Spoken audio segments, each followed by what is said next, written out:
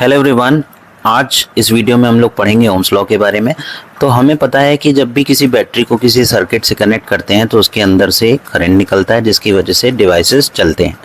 तो यहाँ पे भी हमने एक बैटरी ली है, इससे हम बल्ब को चला रहे हैं। तो हमने देखिए क्या क्या लिया है। एक बल्ब लिया है, एक अरेंजमेंट में हमने आप क्या क्या लिया है। सबसे पहले तो हमने करंट मेजर करने के लिए एमीटर लिया है और इसको सीरीज़ में लगाया है। एक स्विच लिया है ताकि हम कंट्रोल कर सकें, रेगुलेट कर सकें, और एक वोल्ट मीटर लिया है ताकि वोल्टेज को मेजर कर सकें। तो वोल्टेज को मेजर करने वाले वोल्ट मीटर को पैरेलली लगाया है। हमने क्या किया, स्विच ऑन किया और वोल्टेज को चेक करना शुरू किया। तो यहाँ पे सेल के अंदर से वोल्टेज प्रोवाइड कर रहा है, इससे करंट निकला और करंट से बल्ब जला। करंट को मेजर करने के लिए हमने एमीटर को देखा, उसने रीडिंग दी 15 एम्पियर की। साथ ही साथ हमने वोल्टेज को भी मेजर किया तो देखा वोल्टेज भी 15 निकल रहा है। उसी तरह से हमने अब 2 बैटरी लगाई।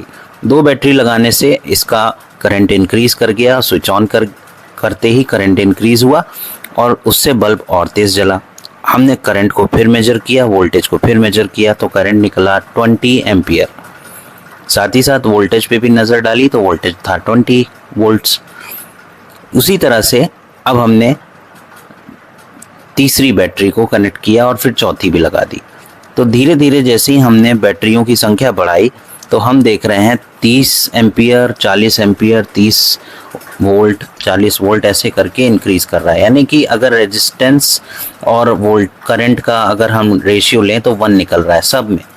देखिए सबकी वैल्यू 1 है। तो इससे हमने एक ग्राफ में प्लॉट करके ये देखा कि वोल्टेज और करंट दोनों का अगर हम एक ग्राफ प्लॉट करें तो ये एक सीधी रेखा देगा, स्ट्रेट लाइन देगा, जो कि एक प्रोपोर्शनैलिटी कांस्टेंट है जिसकी वैल्यू हमेशा इक्वल निकल रही है, 1 निकल रही है। तो वी आई ग्राफ की वैल्यू हमेशा 1 निकल रही है। इसी कांस्टेंट को हम ओम कहते हैं, जो कि जॉन ओम ने 1827 में दिया था। यही थी ओम्स लॉ। तो इसकी डेफिनेशन भी अब हम लिख लेते हैं।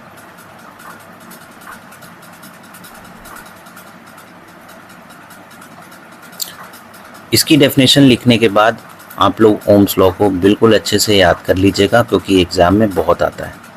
Thanks for watching.